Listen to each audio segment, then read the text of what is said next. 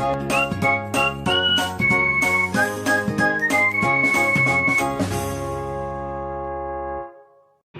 Friends, welcome to our channel polytechnic semester classes. मैं रोहित शर्मा आज आपके लिए चैप्टर 3 की सेकंड वीडियो लेकर आया हूँ, जिसमें आज हम 20 क्वेश्चन करेंगे।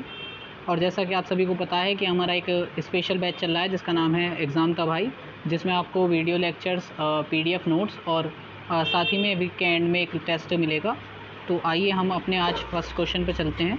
अ set of force of line of action are parallel to each other are called. बलों का एक समय की क्रिया रेखाएं एक दूसरे के समांतर होती हैं तो क्या कहलाती हैं? तो वह कहलाती हैं पैरेलल फोर्सेस, समांतर बल। नेक्स्ट हमारा क्वेश्चन है, the force have their line of action parallel to each other and all of them act in the same direction. बलों की क्रिया रेखाएं एक दूसरे के समांतर होती हैं और वे सभी एक ही दिशा में कार्य करती हैं तो उन्हें क्या कहा जाता है? उन्हें कहा जाता है समान समांतर बल, means like parallel forces. Next हमारा क्वेश्चन है, these forces have their line of action parallel to each other and all of them do not act in the same direction. इन बलों की क्रिया रेखाएं एक दूसरे के समांतर होती हैं और ये सभी एक ही दिशा में कार्य नहीं करती तो इन्हें क्या कहा जाता है? इन्हें कहा जाता है अनलाइक पैरेलल फोर्सेस, मीन्स विपरीत समांतर बल। नेक्स्ट हमारा क्वेश्चन है, two equal opposite and parallel forces whose line of action are different और वो क्या फॉर्म करती हैं?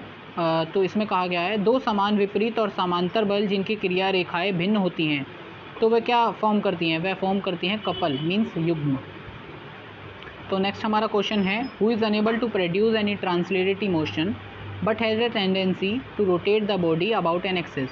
जो किसी भी अनुवादकीय गति को उत्पन्न करने में असमर्थ है लेकिन एक अक्ष के बारे में शरीर को घुमाने की प्रवृत्ति रखता है, उसे हम क्या कहते हैं? उसे भी हम कपल ही कहते हैं, युग्म। नेक्स्ट हमारा क्वेश्चन है, the perpendicular distance between the line of action of two equal opposite and parallel forces are known as. दो समान विपरीत और समांतर बलों की क्रिया रेखाएं के बीच की लंबवत दूरी को क्या कहा जाता है? उन्हें कहा जाता है आर्म ऑफ कपल, युग्म की भुजाएं। नेक्स्ट हमारा क्वेश्चन है, ओपनिंग और closing of water tap are the example of. पानी के नल को खोलना और बंद करना किसका उदाहरण है? तो ये इसका कपल का उदाहरण है जिसे हम कहते हैं हिंदी में युग्म। नेक्स्ट हमारा क्वेश्चन है, what is the product of force, तो बल और युग्म की भुजा का गुणनफल क्या है? तो इसका जो आंसर है वो है मोमेंट ऑफ कपल, युगल का आघूर्ण, मीन्स युग्म का आघूर्ण। नेक्स्ट हमारा क्वेश्चन है, couple having a tendency to rotate the body in the direction of hand of clock. एक जोड़े में घड़ी की सुई की दिशा में शरीर को घुमाने की प्रवृत्ति को क्या कहते हैं? तो इसे कहते हैं क्लॉकवाइज कपल, मीन दक्षिणावर्त युग्म।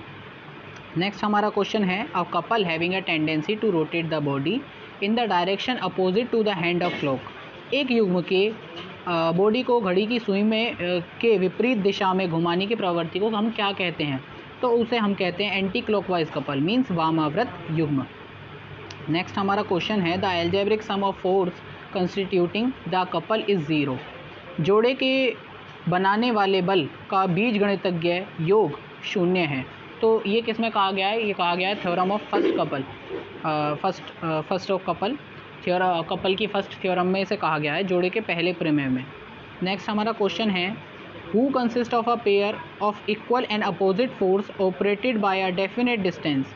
जिसमें एक निश्चित दूरी द्वारा संचालित समान और विपरीत बलों की एक जोड़ी होती है, उसे हम क्या कहते हैं?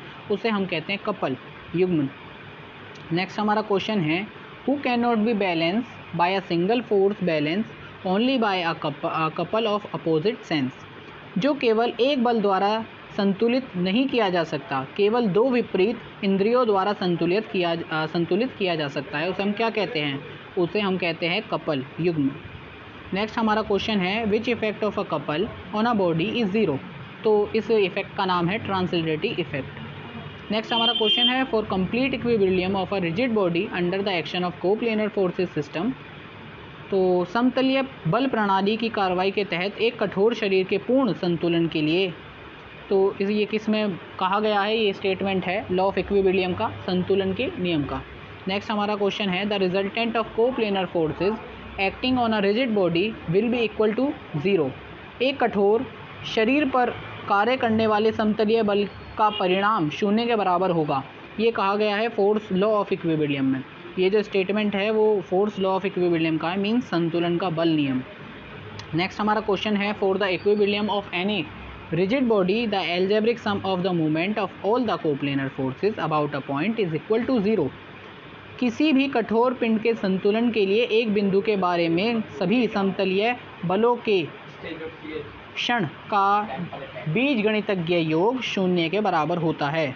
मीन्स ये स्टेटमेंट है मोमेंट लॉ ऑफ इक्विलिब्रियम का, संतुलन के आघूर्ण नियम का। नेक्स्ट हमारा क्वेश्चन है, 3 or more coplanar forces acting on a rigid body are in equilibrium then these forces will be either concurrent or dash.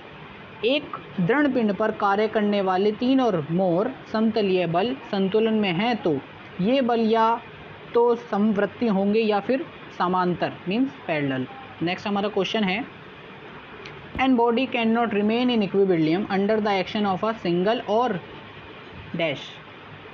एकल या डैश की क्रिया के तहत एक शरीर संतुलन में नहीं रह सकता, तो वो क्या है, वो है एकल युग्म, मीन सिंगल कपल। नेक्स्ट हमारा क्वेश्चन है, if a force and a couple act together on a body it will not remain in dash.